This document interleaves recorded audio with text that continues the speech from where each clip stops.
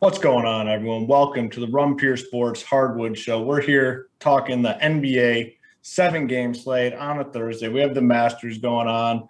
I'm joined by my boy Big T, my boy JT Hayes. Big T, our boy Bryson. All right, struggling a little bit, but I have a feeling that this show, we're going to get a strong finish from Bryson. Can we get that? Yeah. No, we're going to get it. We got JT on here. We got the good mojo. God, there's nothing worse than when people keep sending like tweets, like full tilt. You guys both know how I am. I hate the bad mojo. And when people just keep sending tweets like the week's over, I mean, it's a long week. Thursday, as long as the dude doesn't shoot +8 or something today, even if he shot +8, he's still probably not dead. But stop with the bad mojo. You're not getting me down on a Thursday, people. I don't care if Bryson finishes 6 over, Sergio finishes 4 over. Doesn't bother me. I don't care. Yeah, it's early. A lot of golf we played. The cut's going to be a massive number. I mean, this afternoon, these conditions, the greens are absolutely impossible. You hit the green, it's just rolling. Can't get it to stop. JT, are you tilting this golf, or just going to wait it out to the weekend? No, there's no tilting. There's no tilting. Number one, I'm here, as I told Big T, and well, I tried to tell JSU last night, but he was kind of half-lidded, and I don't think he was really hearing me. But I'm down here in Atlanta, just about an hour and 45-minute drive from Augusta, and the weather is supposed to be really bad. It's been kind of ugly today, so I expect the conditions. -8 might be excessive. Then maybe we have to worry, but like Sergio was at 4 over, and that's not ideal. I have Sergio in a couple of lineups, and I'm not worried about it at all because I think the line is going to be a little higher. And if I need to and steal a golf cart and run onto the course, or drive on and mess things up and ruin someone's concentration, so our guys get in there, then I'm prepared to do that. So not worried at all. Go Happy Gilmore style. I mean, what was it in the movie? It was like $100 they paid the guy. What's it going to cost JT Hayes to get out there on a golf cart and start distracting some of these dudes? More than 10%, a couple hundred? 10% of winnings. 10% of winnings. That's it. Very reasonable. Very reasonable. That's basically what a caddy gets paid, right? A caddy, if you're carrying the bag for a guy, you get 10%. So JT. What does the dude in Happy Gilmore say? You're a jackass, or was that what he says? Yeah. Shooter, you're a jackass, or yeah. So God, what a great movie! Absolutely great movie there.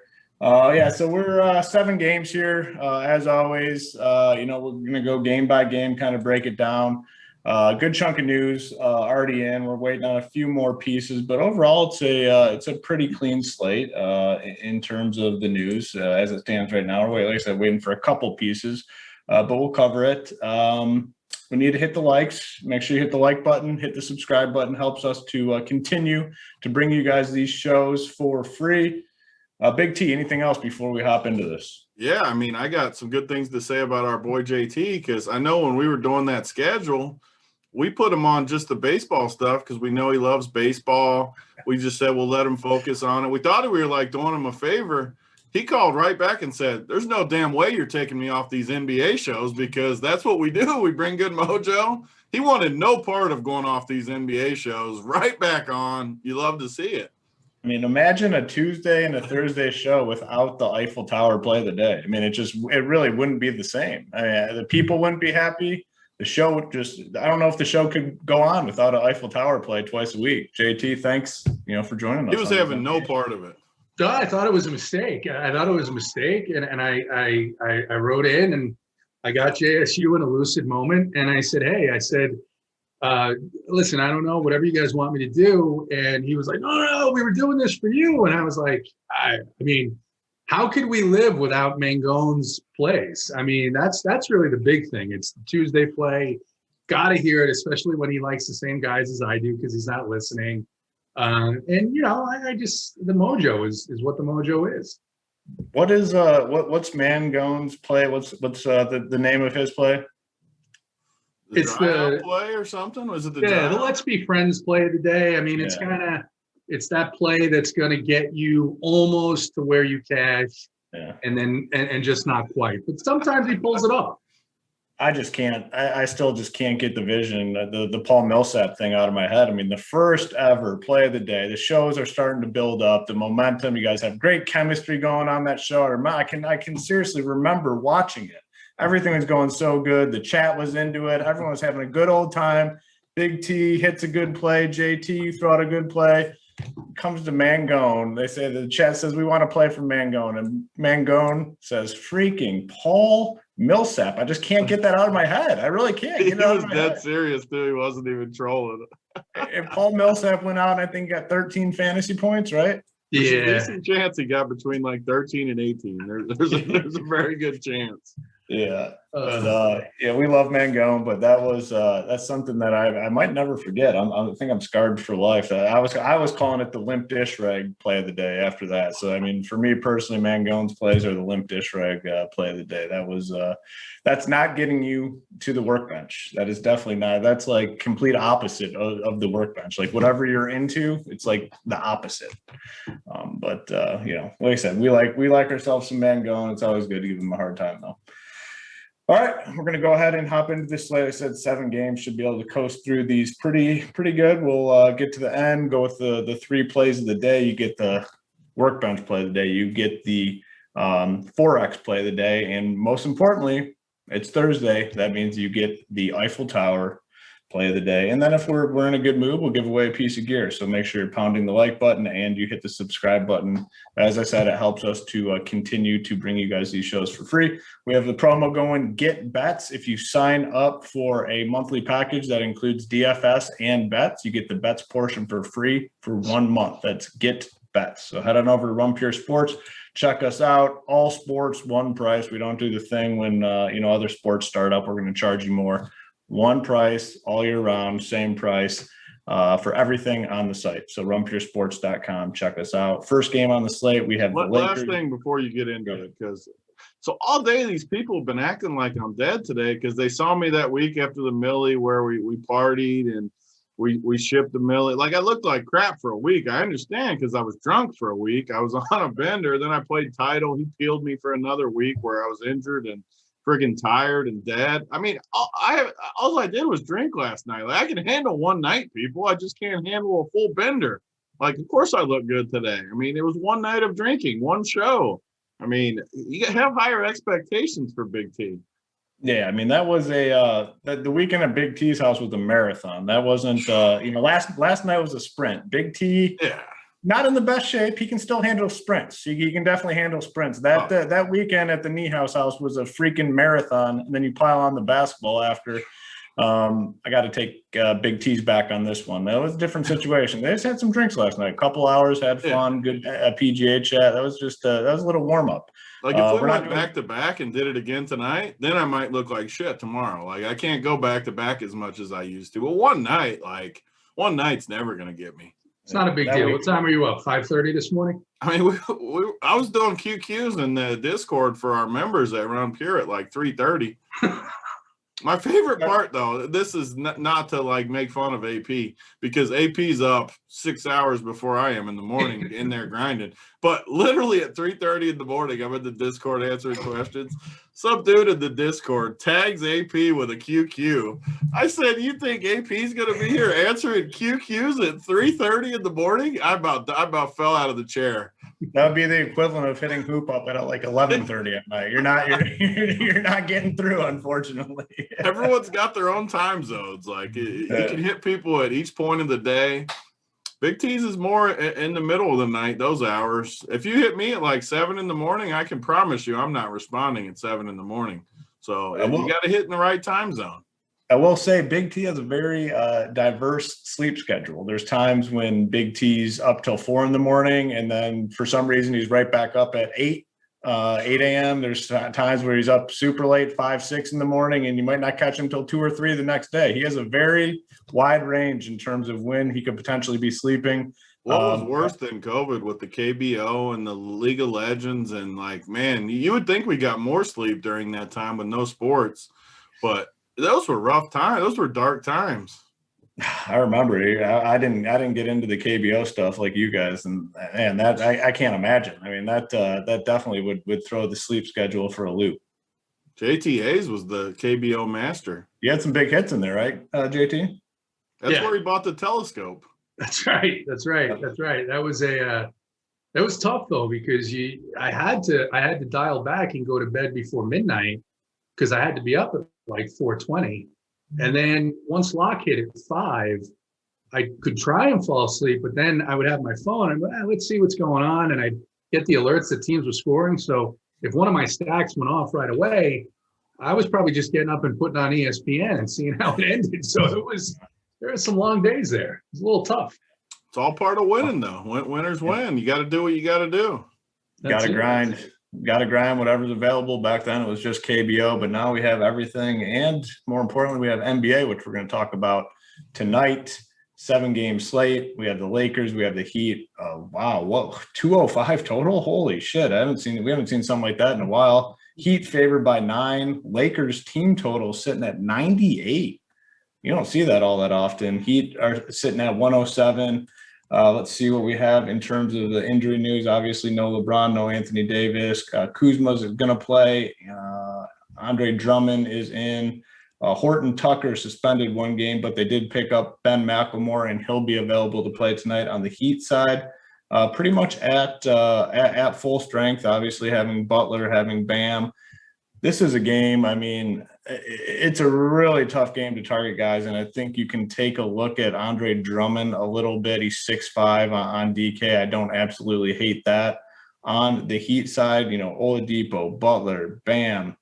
Just too many cooks in the kitchen. Hero coming off the bench. I can't click a name on the Heat side. Really, the only play I see from this game would be Andre Drummond on the Lakers side.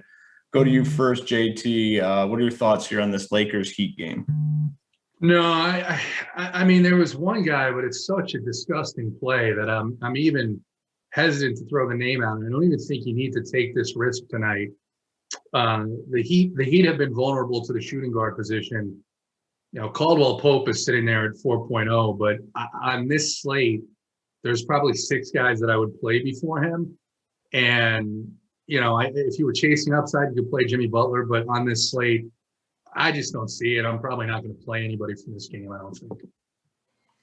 Yeah, it's just a really brutal game. 205 total, Lakers 98 team total. I mean, that's the lowest I've seen in a while.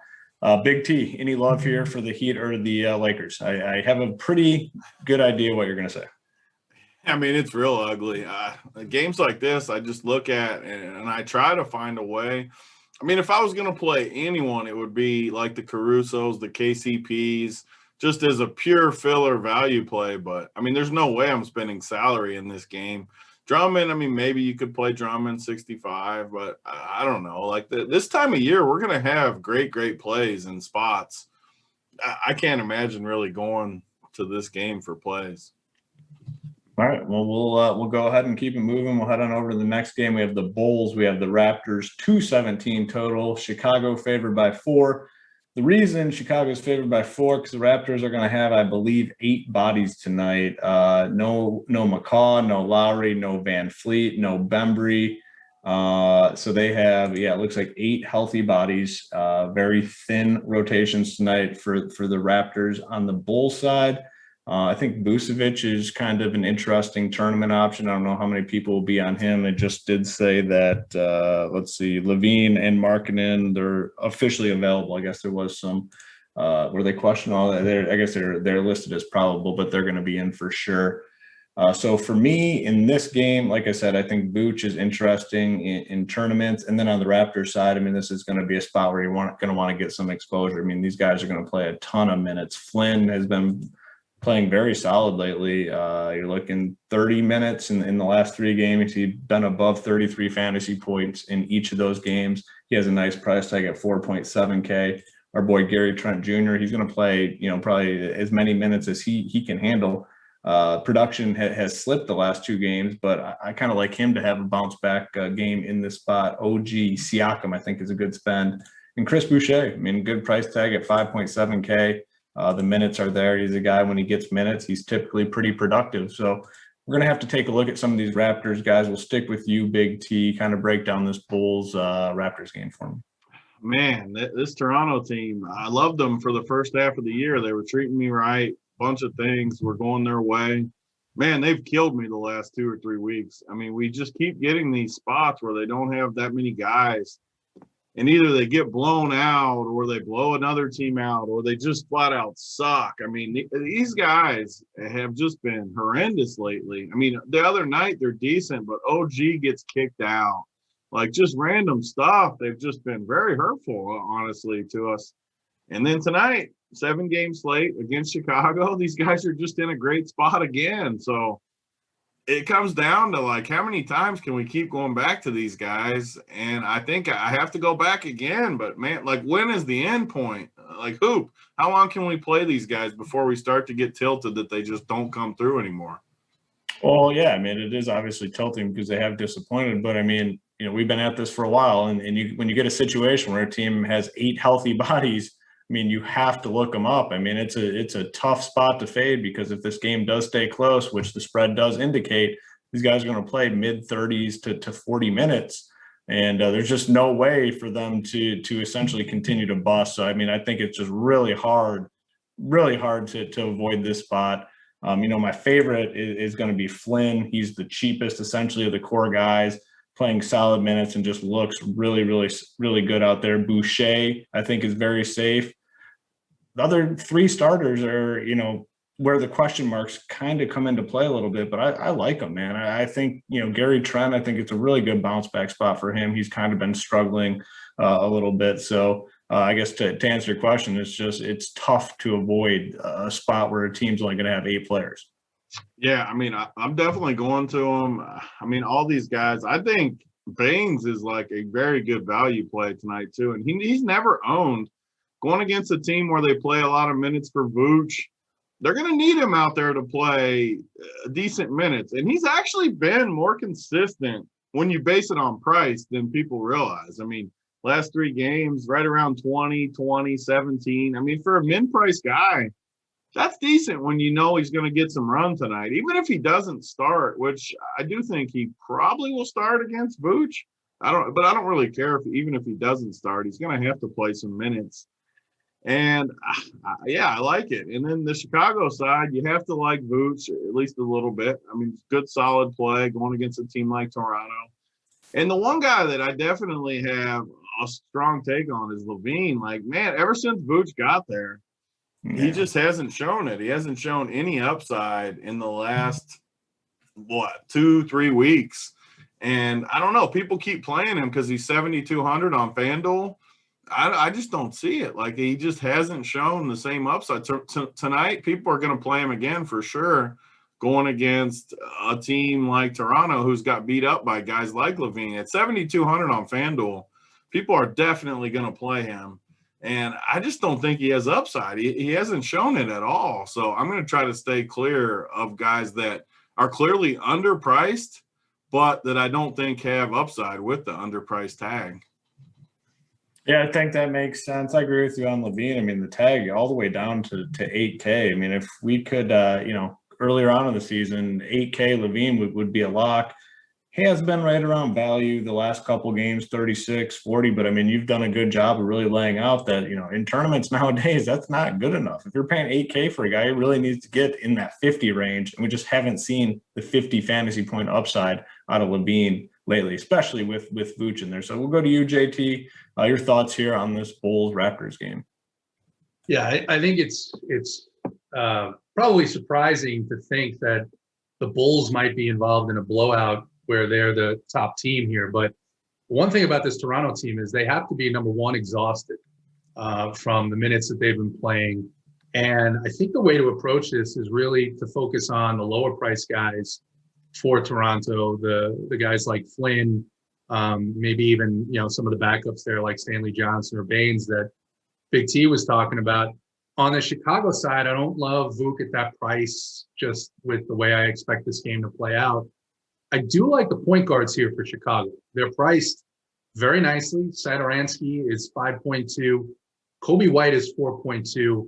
I think Kobe White's going to play probably close to 30 minutes in this game at 4-2 against a Toronto team that has not been guarding any position, but in particular the guard position. So I think those are the best plays here. I'm going to be I think it's a slate where you're going to take the value from this game and pair it with some of there's another value spot later on, but the value is higher price that I think is better on the Bucks with Giannis sitting. So I think take the lower price guys here and then move on. Man, that's why I love JT on the show, though, because, man, I didn't even look at Kobe White. 4,200. That is the play right there. I made fun of Levine at $8K, Kobe White at 4,200. Sign me up for 4,200, Kobe White. I mean, he just played 31 minutes the other day. If he plays 31 minutes at 4,200, I mean, sign me up for Kobe. That's a play right there. He's giving you a tournament winning score at that price.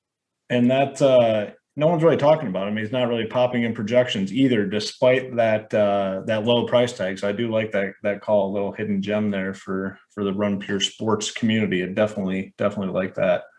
All right, we'll keep it moving. Next game, we have the Cavs. We have the Thunder, 217.5 total. Cleveland favored by 4 in this matchup. And the injuries that we have here, Jared Allen out, Larry Nance out, Windler also out. On the OKC side, this is the spot where we kind of are waiting for some news. Muscala is questionable. Poku is probable. He's going to play. Josh Hall questionable. Baisley questionable. Dort questionable. Roby questionable. Darius Miller questionable. So, we are going to need to wait and get the news on this. This is an 8 p.m. Eastern game, an hour after lock. So there's a chance we do have it before lock. But, if all those guys miss or a chunk of those guys miss, we're going to be looking at guys like Poku. We're going to be looking at potentially Kenrich Williams. We're going to be looking at Svi on FanDuel, where he's still really, really cheap. Ty Jerome. I mean, if all those guys sit, we're going to be loading up probably on Thunder tonight. And then on the Cavs side, one guy I do like, I played last time in this spot, was Taurean Prince. He's 4.1K. He's been really aggressive when he's out there. Isaiah Hartenstein should have a nice role here. I do continue to like Kevin Love. We talked about Kevin Love on the show last time, and he got up. The minutes continue to trend up. 20, 23. He got up to 26 last time. 27 fantasy points. If he inches towards that 30-minute mark, he could have himself a big game. Me and Big T kind of talked about it last time. I'm going to go right back to Kevin Love in tournaments here tonight at 5. I don't even hate him in cash games, actually. If he's going to play 27, 28 minutes, I think getting around 30, a nice 30 fantasy point floor is well within reason. So this game is definitely an interesting one, but to really get the full scope on it, we're going to need this Thunder injury news. I'll stick with you, JT, kind of break down this one for us. Yeah, so this is a back-to-back for OKC. I believe they played last night, right? I think, yeah. Yep. Yeah, they played last night. So, the only guy that stood out to me when I looked at this game was Ty Jerome on the OKC side, just because Theo played 36 minutes last night. All these other guys are questionable. I can't trust the rotation for Moses Brown right now. And someone asked this in Discord. They said, what happened to Moses Brown? He was playing so well. I think they took him in. They got to look at what he can do. They liked what he can do. And now they're going to let him play 20 minutes to just kind of see what else they have here and ride out the string of games. But I think Ty Jerome is at that same 4.2 price point. I haven't tried to build lineups yet, so I don't know that you're going to need him because there's a couple of really cheap plays in the last game of the night. But Ty Jerome on this OKC side right now, injuries could change that. Injuries may put this in a similar situation to the Toronto game where they're only going to have 8 or 9 guys, and you have to look at a couple of guys here that might eclipse 35 minutes. But I think Ty Jerome is definitely one of those guys. One way or the other, I think he's guaranteed 25, 26 minutes. And at 4.2 against the Cavs, I like that price. On the Cavaliers side, I actually glanced over Kevin Love. I'm glad you brought that up. That's an interesting call because I think they are trying to at least, let him get some runs, see if maybe he can impress some people and be a trade candidate in the offseason. But Wade, I think his name is Dylan Wade. First name is Dylan Wade at 4.6. This has been a really good spot, the OKC team, for opposing power forwards and centers. I don't know, again, because the way the slate, breaks out, you're probably going to be paying down at guard and looking to pay up at your power forward, center, although there's really no high-priced centers, and maybe your utility position. So, but Wade is a good play at 4-6 against this team, I think. You know, like that breakdown, it's now kind of showing like all those guys are out for the Thunder. So I'm not sure. Questionable is what I saw. Yeah, I don't think any of them have been ruled out. It's one of those. Yeah. Unfortunately, it's one of those. Well, now Muscala and Darius Miller have been ruled out. So yeah. So the news is coming now.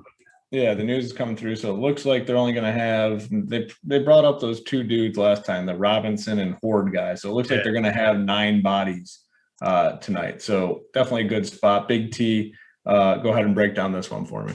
My favorite part of that whole breakdown was my man calling him Dylan Wade in between Windler and Dean Wade and Dylan Windler, and he called him Dylan Wade because they do look like kind of the same dude too. That's classic. I mean, was I far off? What? I mean, you gonna play both dudes if you call Dylan Wade. I should have called him Dylan, and the chat would have went nuts.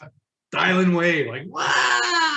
That's classic. That's classic, JT though. That's why we bring him on the Thursday show. I mean, how boring would it be if you pronounced everyone's name right? I mean, that's not what he's here for. That's not what he's here for. Anyway, first of all, the guy's been in the league for like 13 seconds, and you guys are like honestly, really? I mean, come on, what are we doing here? The best part now too about your jokes is you got the internet locked down after everyone got on you. We can hear all your jokes now too. It's not breaking. Right. Isn't it beautiful? Isn't it beautiful? You can see beautiful thing. Freezing.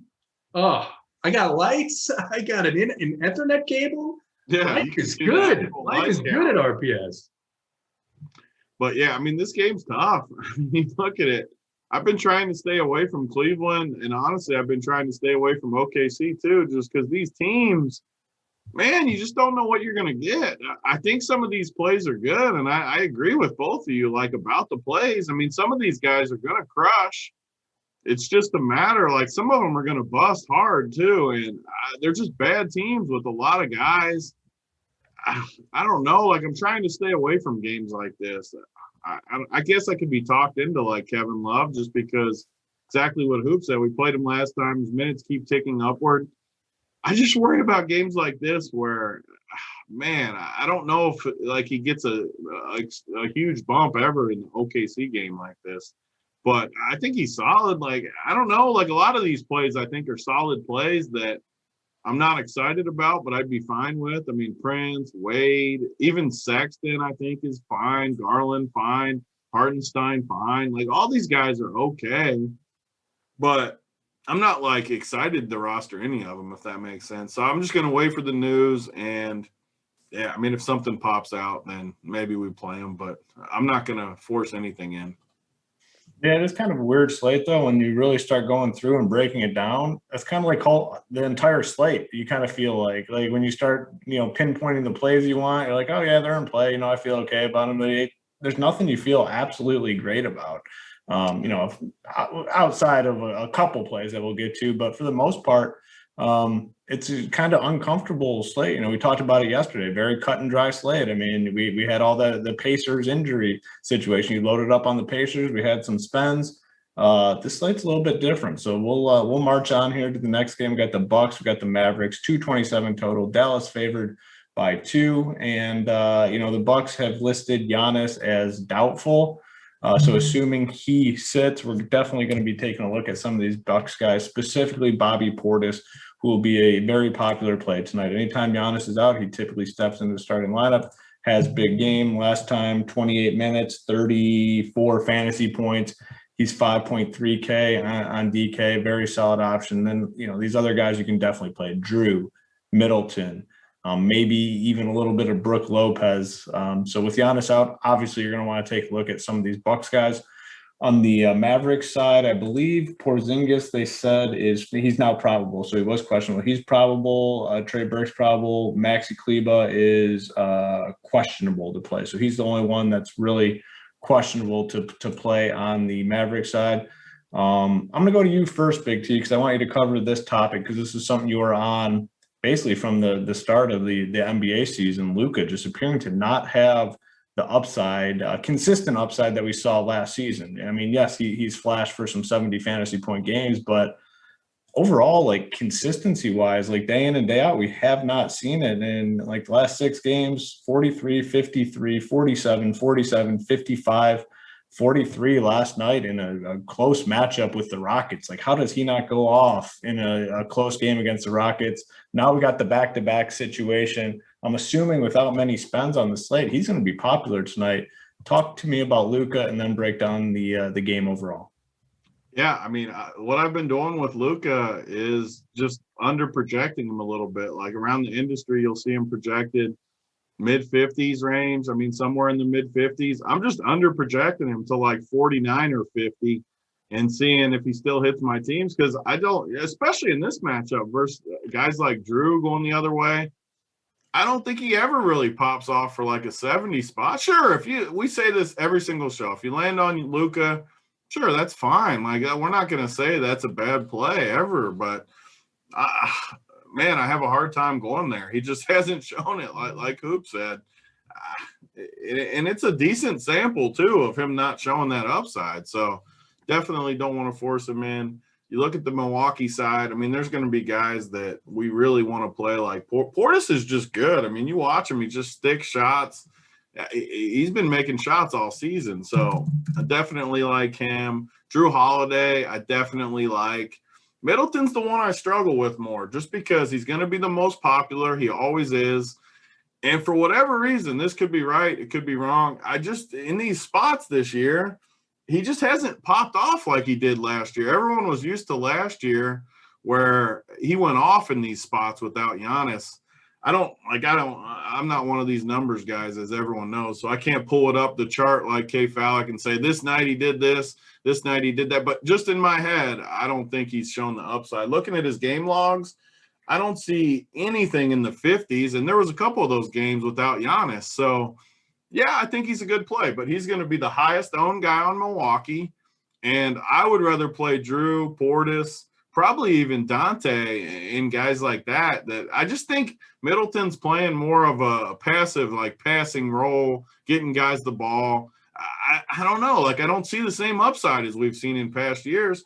And if the dude's going to be 50% owned, I'm okay kind of getting away from that a little bit. And like I said, whether that's right or wrong, I can guarantee you he'll be a good cash play. I can guarantee you all of the top people are going to play him. But you got to understand what I'm saying. I don't know if the same upside's there. Like, if he gets 44 tonight, you got to decide if that's good or bad. If he's 50% owned, I might take the chances of beating him with that score. So I'll probably be off that. But the rest of Milwaukee's good plays. I mean, the interesting one for me is Giannis's brother, however you pronounce it, Giannis, or however you pronounce him. He's 3K, and we've seen these spots where he comes into a little bit of a boost. The dude is an absolute freak, just like Giannis. Absolute athlete. Like, he's laughable how athletic he is. He goes down the lane, grabbing boards, dunking. I mean, it's ridiculous. He has tons of upside, I think, at 3K. And I don't think he'll be that popular because he's not going to start for sure. I think he's a very, very sneaky play at 3K. I think he could pop off hard tonight, and I like him. And then the Dallas side, I struggle. I mean, I never play Porzingis. Luka, you already covered Luka. So for me, it's the Milwaukee guys, maybe a little under on Middleton. Yeah. So the Middleton thing is definitely interesting because last year in this exact spot, he was basically a lock for 50. Anytime Giannis sat, I mean, Middleton was going out there and going off 50, some nights even 60. And like Big T said, we're not big number guys. We don't have the charts and the pie graph and all that shit. Like, I know for a fact last year when Giannis was out, Middleton would go off. This year, you're kind of hoping for like 40, and that doesn't seem right at his price tag. So I agree with you. Cash games, yeah, you could definitely play him. If he's going to be popular in tournaments, I don't hate an underweight approach. I think I definitely prefer Drew over him straight up. So JT, let's bring you into the conversation. Thoughts here on the Bucks without Giannis, and then any interest in these Mavs guys? Yeah, first I got to respond to the chat. So, and you guys know that sometimes I got to do this a couple of times a show.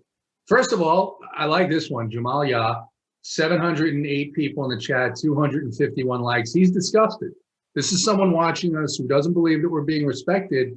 And he says, get the likes up. And he's right, because, I mean, Big T, what do we need here? 731 people watching now. I think we should, I say 500 with this early disrespect.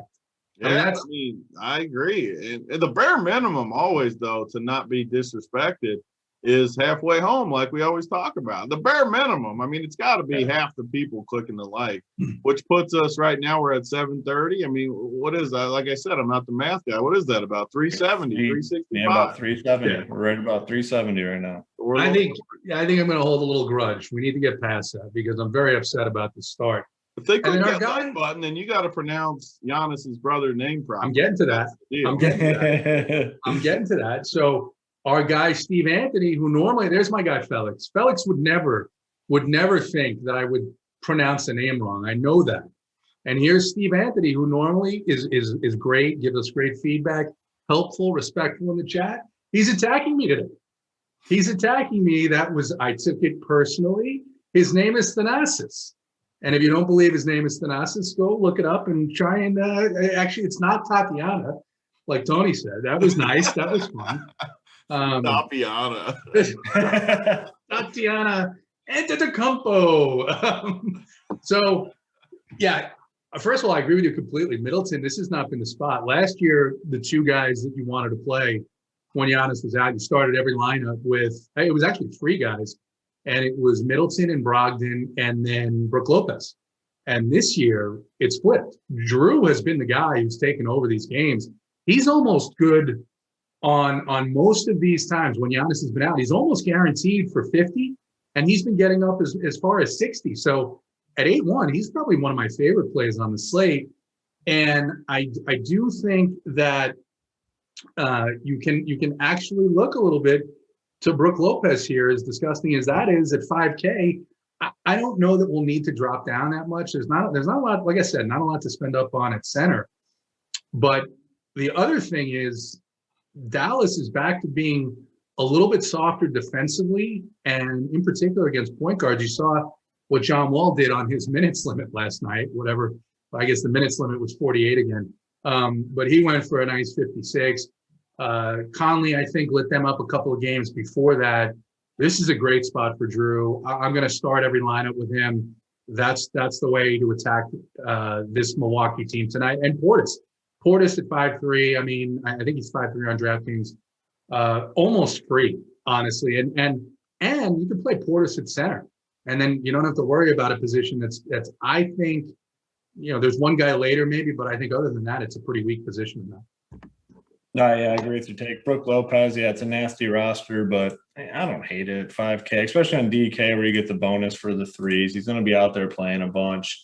Flashed a little bit of upside. I mean, the last couple of weeks got a 37, a 38 fantasy point game. So I don't hate that call. A guy I typically don't play, but this slate is a little bit more unique. All right, let's move on to the next game. Pistons Kings, 225 total.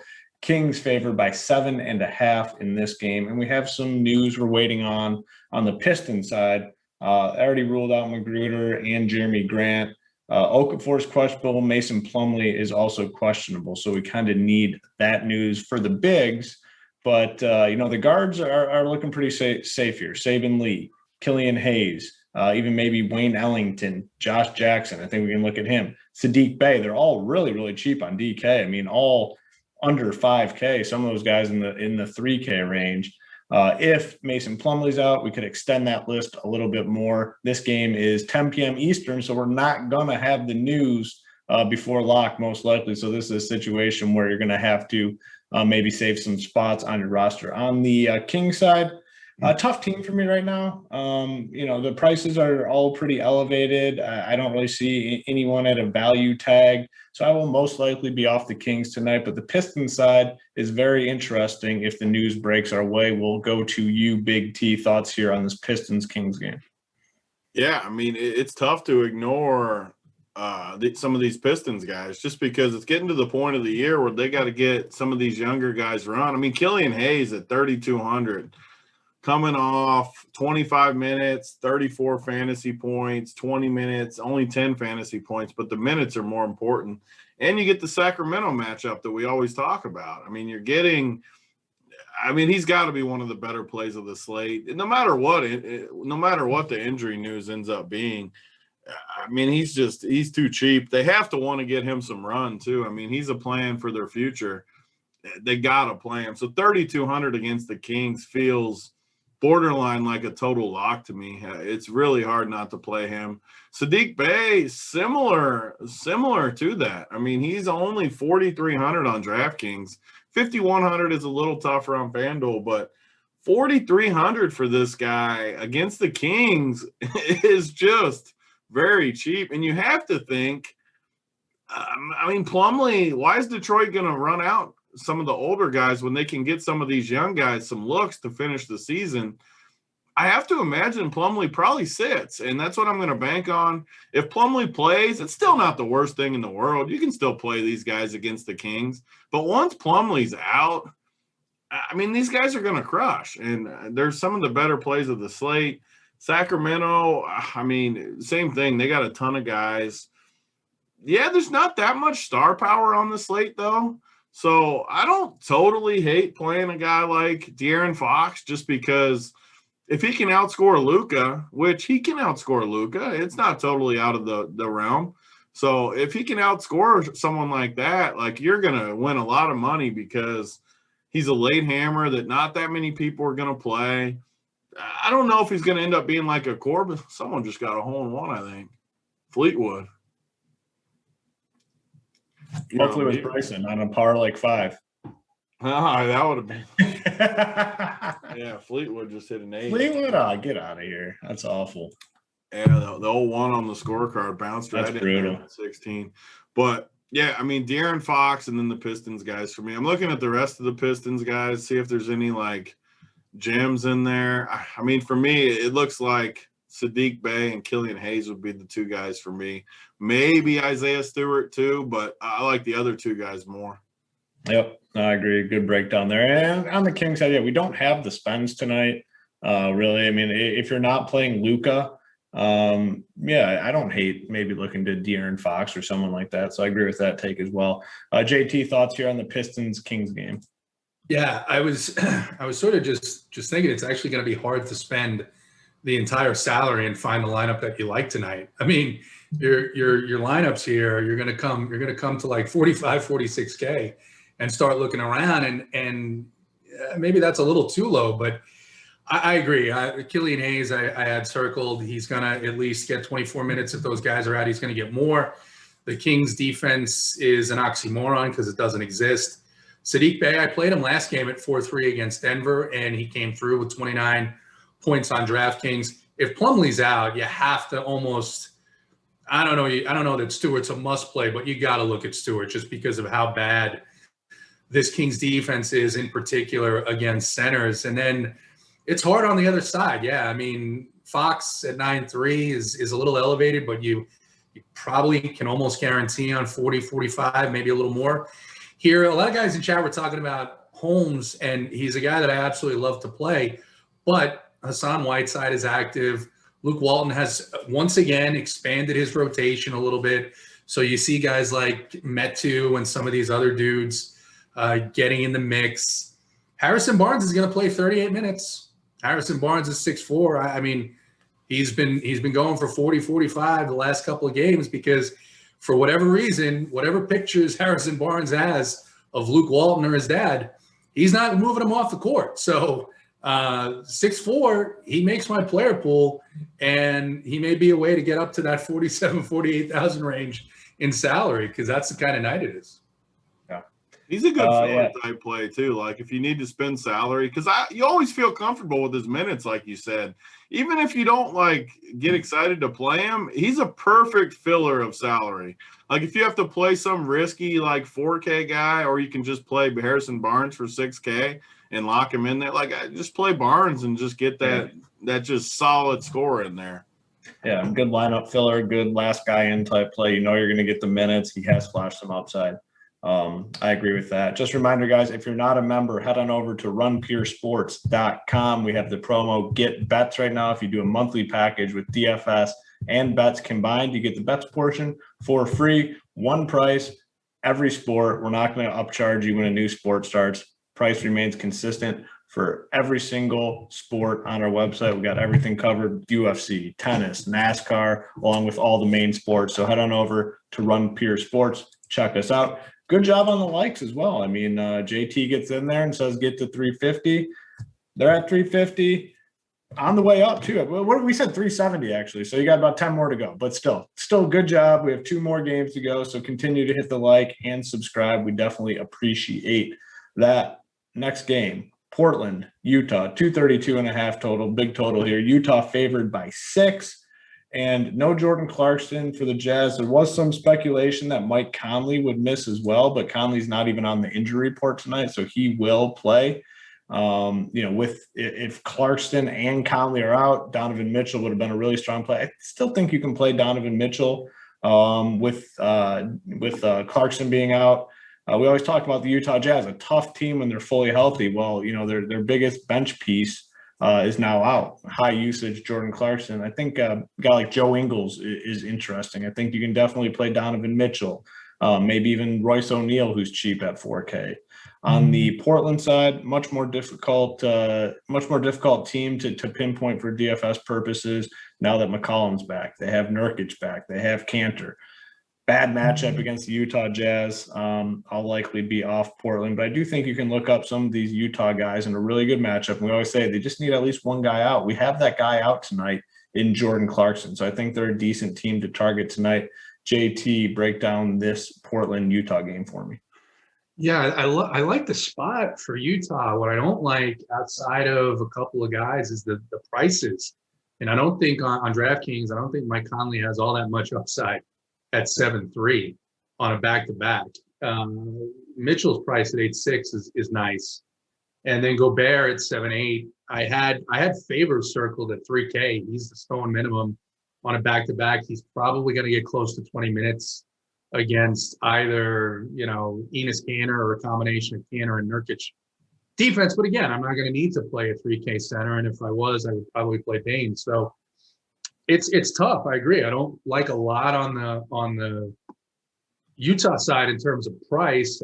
Even Ingles is 5.7 on DraftKings. I don't know if these guys are cheaper on FanDuel, but they did play last night. They lost a close game to the Suns last night. So, it's a little hard on that side. And again, on the Blazers side, they are fully healthy. One price did stand out to me, and it's a position where, and I think it was Dorian Finney-Smith who went off against Utah. Both Chris Paul and Devin Booker had pretty big games last night. Chris Paul more so than Dev, but CJ McCollum at 7.8 against this team that's on a back-to-back, he's just going to shoot the ball. He's going to shoot 20 times. And at that price, I think he is not a bad tournament play because no one's going to own anyone against this Jazz team. Yeah, I agree. And the price tags on FanDuel are a little bit better. Donovan Mitchell's 7.8K, much better than the DK price tag. Bogdanovich is only 5.3. I think he's actually a really solid play at 5.3. And then Ingles is 5.2. He's interesting at 5.2. So, yeah, they are much better priced on FanDuel opposed to DraftKings. But, the problem lies in the fact that we just don't have the spends on the slate. So probably going to be overpaying for fantasy points tonight, but we'll see. Big T, thoughts here on this Portland-Utah game? Yeah, I've been saying it for like the last 2 months, and it's another case of me not listening to myself because Donovan Mitchell in these spots just keeps smashing. He went for like 57 again last night. He's the opposite of some of these safe plays where he just has upside. Sure, he's not always going to get there. It's Utah. Like some games he won't get there. But the games he gets there, he's always low owned. And I shouldn't say always low owned because tonight he's not going to be like crazy low owned, but he's always lower owned than he should be. And when he goes off, like he wins you a slate, like he wins you the tournament or gets you a nice night. He just, he just crushes in these spots. And now, like you guys said, Clarkson's out to get a little bit bigger of a boost. I have to like Donovan Mitchell tonight. On a night where we don't have any spend-ups that we love, I have a very, very hard time not playing Mitchell in this spot. I'm going to take my chances in the late game. The rest of the team, though, you guys broke it down good. I mean, Conley 7,300, Gobert 78. None of these guys I can't play any of these guys. Portland, as long as they're at full strength here with all these guys back, CJ and Dame. I mean, Dame is still overpriced. We love Dame Lillard on this show. He's one of the originals. Yeah. But, I mean, his price is just too high. I mean, you can play him. Maybe he gets there for you here and there. But I cannot pay $9,500 for Dame Lillard. It's just not – it's not in the cards for me. They're just too deep. Norman Powell looks a lot like Gary Trent Jr. I don't need to pay $59 for him. Yeah, I mean, it's just Donovan Mitchell late for me. And there's a guy in chat, sports attorney, talking about the previous games that Lillard had, and we got a guy. Lillard. I'm sorry, I misspoke. Thank you. Dame Lillard, his last 3 games. Yeah. And this is the danger in just looking at past performance. And we actually, if you haven't been in our MLB Discord, it is equally as horrendous as the first month of NBA season right now with the takes that some of these guys have. And we have a guy in there who basically every day is like, well, I mean, 2 weeks ago, this guy pitched a good game against this team. Like, okay, but that guy's one of the worst pitchers in baseball. It's not going to happen again. Yeah. The problem with looking at Dame's games in the past against Utah is this team has been injured for the first 3 months of the season. So CJ is back. You trade Trent for Norman Powell, who's actually more involved in the offense with CJ there than Gary Trent was. Could you take a shot on Powell at 5'9"? Yeah, but why do you need to with the value on this slate? The value on this slate, you're going to be playing a bunch of guys in the 3-4K range, either 4 or 5. And then you're going to have your spend ups. And like I said, I don't even think I'm going to get to 50K tonight. Yeah, leaving salary on the table is totally acceptable on the slate. On a side note, I don't know if you guys caught the Tuesday PGA show. I know the Wednesday was a big hit with the drinking and the party, and everyone had a lot of fun. But on the Tuesday show, it appears that you were giving Mr. Snyder some lessons, JT, because he had a couple names that were interesting. Did you catch that, Big T? Yeah, I was dying. Yeah, and it was 2 of the bigger names on the tour. So he goes to Rory McIlroy,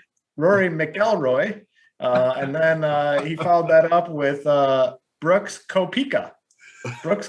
Koepka and Rory. I thought he was like trolling too, but the more he talked about it, the more I think he actually pronounced them that way. Yeah, it was funny. I don't know if maybe he had some drinks or something before, which is always encouraged. But yeah, Snyder took a page out of your book, so you might have to talk to him about that.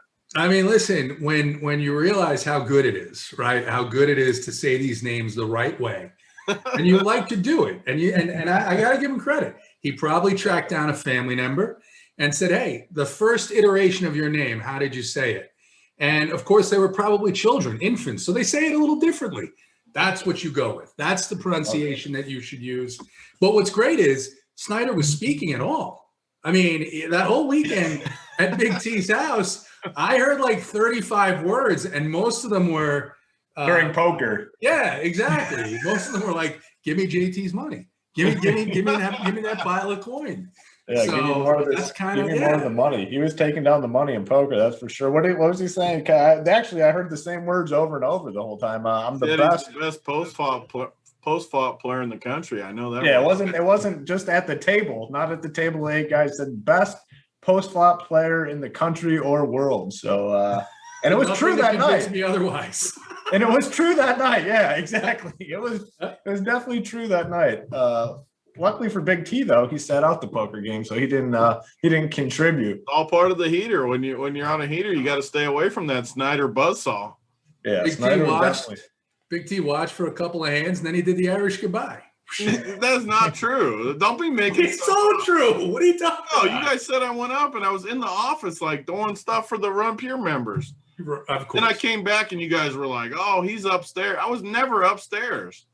The only one upstairs was Mangone. I'm pretty sure. Yeah, Mangone was upstairs. He was like licking Big T's workbench or something. Rubbing himself all over the bench. You guys are bringing a lot of bad mojo to this show at the moment. Man, I'm just saying, Mangone was really enjoying your workbench. There was pictures of him on the W. I mean, you very bad mojo going on here in this show. Hopefully, you sanitized that thing when we left. I mean, he was all over your W. We washed the sheets and pillowcases 3 times. Yeah. Bring in one of those COVID cleaning companies. Yeah. Shut it down, full sanitation, spraying the whole thing. All right, one more game here, and then we'll get into the plays. Potentially give 400. You guys are doing great. Continue to pound the likes. How does Justin Rose shoot 7 under today in these conditions? Like, man, that's impressive. I obviously didn't tout him at all, but man, that's impressive. Out of nowhere, like literally out of nowhere. Hasn't even been playing golf, really. I mean, he hasn't been golfing at all lately. Comes in, shoots a 7 under. I mean, very, very impressive in these conditions. 9 under par the last 11 holes, it says. The best of any player since 2004. In these conditions on top of it. Yeah, back nine is much harder, too. The back nine is much harder than the front. So, yeah, that's the variance of golf. That is for sure. So the touts are very quiet around the industry because no one was talking about Justin Rose coming into the week. This dude in chat too. So last week, I don't remember what night. All the nights, we got so many members winning money these days that I don't know what night it was.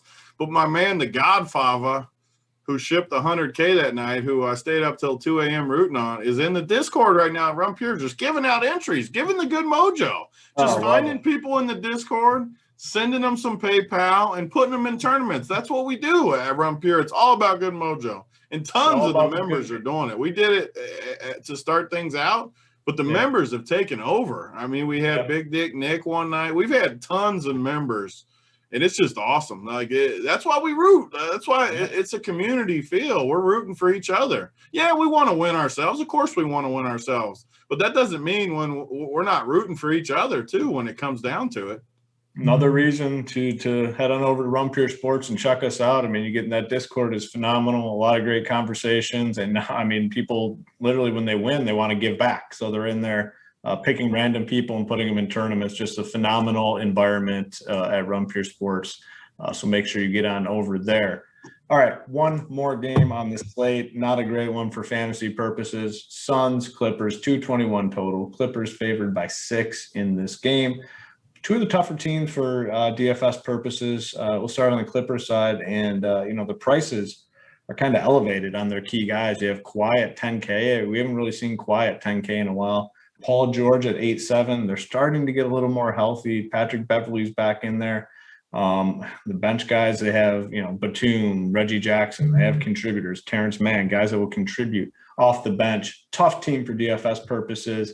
Suns, I mean, we talk about the Suns all the time on this show, just a very tough team for DFS purposes, a defensive-minded team, kind of at full strength right now, not enough to really go around. So for me, this game will most likely be a fade. I really can't find the problem I'm having are the price tags on these guys. You got, Chris Paul's at 8.2, Devin Booker's at 9K. You're not really getting a break on anyone in this game, and it's not really a great environment to start with.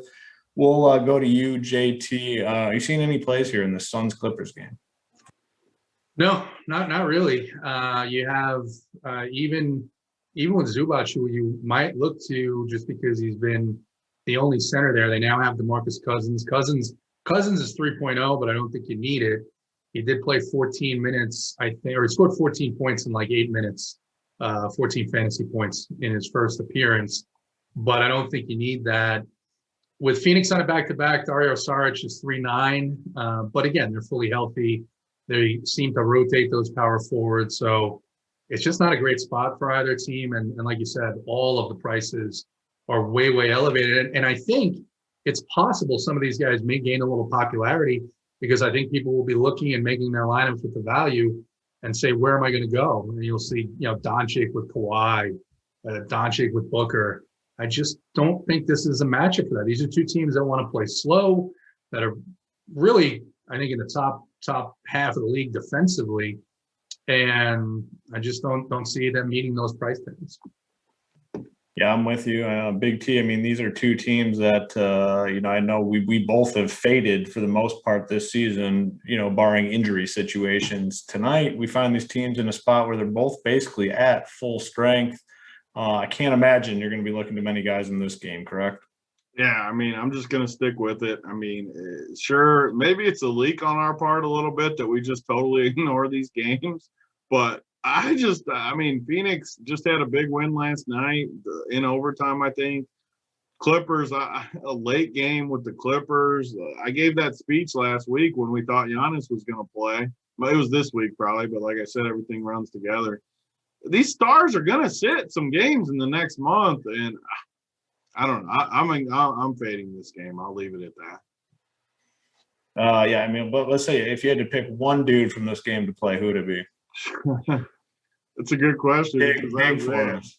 I mean, if I had to pick anyone, it would probably be your boy Ayton. Yeah, there we go. I like that.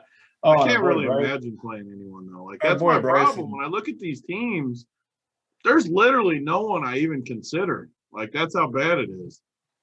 Yeah, our boy Bryson had a decent look for Eagle and put it about 10 feet away for birdie. Now it's just not meant to be. Not meant to be. Grinding it for us. We got time. Yeah. Okay. Let's see. So we're at 400 likes, 415. Continue to hit that like button, hit the subscribe button. We're going to go to our official plays of the day. We're going to start with our boy JT Hayes, and he is giving us the always enjoyable Eiffel Tower play of the day. Who do you got for us? Yeah, I do. As I'm sitting here, as we talked about it, and I'm looking at these prices, I do think the way a lot of people are going to make lineups is jam in the 3K guys and then go right up to the 9, 10K range. And I think they're going to play, Middleton at 7-8. And a lot of people are going to say, well, Drew is 8-1. He's too expensive. None of these guys that we're going to want to play tonight are going to be particularly low owned. But at 18%, I mean, Drew Holiday should be 100% owned tonight. That's my belief. Yeah. So Drew Holiday, I think he's just going to smash this Dallas team, and Luka's non-defense. Drew Holiday's Eiffel Tower play of the day. Love it. I think he's a very strong play. Now we're going to go to myself for the 4X play of the day, and I'm going to go to a guy. He's been in this spot before. He's succeeded in the spot. I think it was last Friday when I made the call on this guy, and he got it done for us. I'm going back to him. He's on the Raptors. Gary Trent Jr., 6.7K. He's going to get it done for us tonight. Really, really like him to bounce back. Should play a ton of minutes. Just need to start knocking down some shots. I think he does it tonight against the Bulls. So give me Gary Trent Jr., 6.7K on DK as the 4X play of the day. Finally, Mr. Big T with the workbench play of the day. Who do you got for us? Yeah, I'm excited because JT, I thought he gave the best workbench play early in the show. I wasn't going to steal him from him because I thought he was going to use him. So I was working on a different play because I knew he was going to take he already had the nuts. But since he didn't use it, I'm going to take his boy Kobe White because 4,200 is way too cheap against Toronto. And Bryson rolls in the birdie putt to show who his daddy is. That's what happens, Bryson. We keep the good mojo. Back to plus. We're going to go out early we're going to make one more birdie to get +3. And then we're going to go out in the morning and shoot like 69. And we're going to go into the weekend at even. That's what we're going to do. Let's go. And I mean, I think honestly though, for a guy like Bryson, obviously a bad start is not ideal, but if he gets to go out early on the weekend, that's gonna be trouble for the field because that's 6 to midnight. That's what JT did in the Millie weekend. He was terrible on Thursday. He wasn't great on Friday, but he got just snuck in there a little bit, and then Saturday, Sunday just straight to WB with violent WB action. That's what it's all about. That's what I want. The only thing that tilts me is Thursday takes. Like, I freaking hate the Thursday takes where people get too high and too low. Like, you can't win no freaking tournament. I don't care if you're in first place. If you got Justin Rose, your team's in first place right now. Yeah, that's nice. I mean, whatever. But you got 3 more days. You're not that happy after the first quarter of the NBA slate tonight. I mean, the last time, I didn't even want to get excited last time with the Millie being – I think I had 6 of the top 10 after Thursday. I still was trying not to, be happy. I even told Hoop on the phone, I'm like, it almost sucks to be sitting that good because most of the time you don't end up doing that good. Yeah, and the same thing when you're doing bad, though. Like, if you're doing bad, it's early. It's only freaking Thursday. Don't tilt. Don't get too high. Don't get too low. Keep grinding. Yeah, it's very rare. And I mean, I've had a ton of PGA hits, and it's very rare to go wire to wire. A lot of times you come from behind on Sunday and win. I mean, that's what made your win so much more impressive. Is literally like it was wire to wire, and it sucks because people are hitting you up every step of the way. You're still winning. This is a dead truth. Shut up. People don't believe this, but if people didn't blow me up, say somehow I didn't have cell phone service, or I would have never known I had 6 at the top. That's the dead honest truth. I would have never known ever. But the minute you get 400 texts, you know you're sitting good, and you just need to look because I mean everyone's already friggin' telling you. Yeah, but we're gonna go back to back. We got some of our boys up there at the top. Our boy Harmon back there. Where the Jinkos. That is crazy though that you did. The one thing I wanted to mention from the show last night. Okay, you said you can't play Cantlay because of how he dresses, but Harmon is okay. No, I mean, I did say they both dress bad, though. But the difference is one guy always comes through for us. The other one doesn't necessarily come through for us. I mean, Harmon, how many weeks in a row has Brian Harmon come through for us? I mean, he's on a nice run and 6.8K. Ownership's still low. But I will say, he could wear freaking like jorts out there, and I'd support him. Like he could wear anything out there, and I'm gonna like him. And Cantlay did just double bogey, the number one guy that people were touting this week. What did he finish at? He's 6 over, double bogey that 16. He must have hit in the water or something. So, all right, let's gear winner. We got nice. What were we at? Just like 400 likes? I don't know. I mean, our likes are disappearing. We're at like 3. How's that possible? We're at 350 now. They're going down by like 10 at a time. Oh, what is happening? They're soaring down. Who's clicking the unlike button? No, this I don't is think anybody. It's a glitch. It's got to be a glitch. It just skyrocket. It's still going down. What? I've never seen this before. Happening? It's going down by like 5 to 10 at a time. Look at it. What is happening right now? It's a free fall. I just looked. It was like 420. I was like, oh, this is great. It just keeps going. This is wild. This is not what you love to see. You better plug the Ethernet cord in. Listen, we better get out of here before we're down to 0. Gee, this is unreal.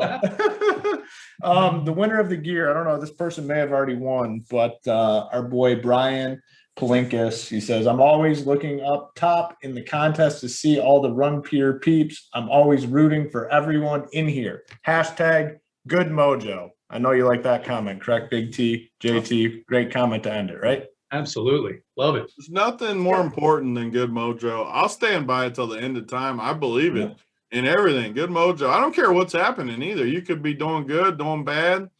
Good mojo will always carry us through in the long run.